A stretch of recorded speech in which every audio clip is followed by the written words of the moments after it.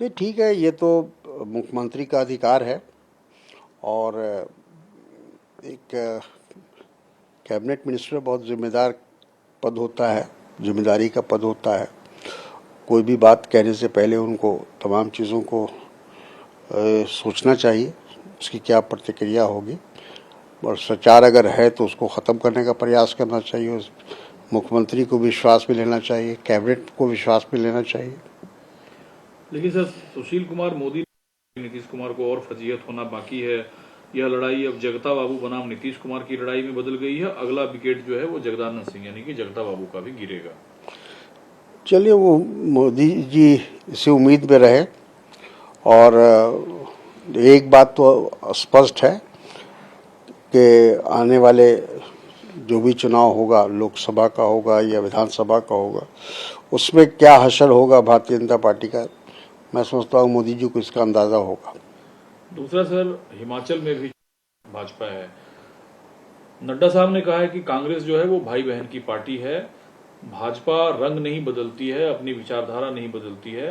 Congress party सिमट चुकी है, लिहाजा लोग भाजपा में विश्वास जताए। देखिए, वहाँ जो सरकार है वो बहुत ही अनपॉपुलर हो चुकी है। हिमाचल की सरकार, हिमाचल के मुख्यमंत्री, और उसका परिणाम अभी कुछ ही दिन पहले वहाँ 4 उपचुनाव हुए थे, एक पार्लियामेंट का और तीनों असेंबली का। चारों जगह पर कांग्रेस वहाँ जीती थी। और उसके बाद से ही भारतीय जनता पार्टी में काफ़ी बेचैनी है, घबराहट है। तो नड्डा साहब भी वहीं से आते हैं, अनुराग जी वहीं से आते हैं, लेकिन उन लोग के रहते हुए वहाँ उनको जो मुंह की खानी पड़ी, उसका उनको मलाल है।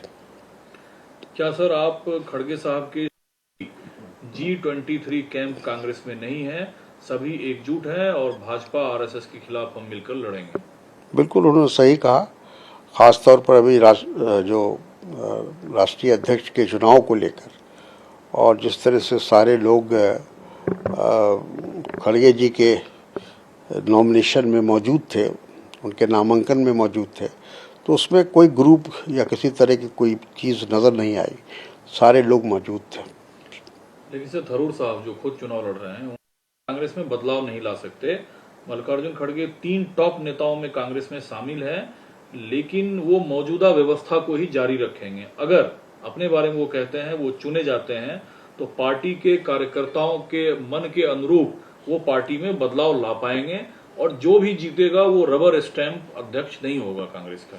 देखिए, ऐसा है कि हर आदमी अपनी बात करता है, और अच्छी बात है कि कांग्रेस पार्टी में चुनाव हो रहा है।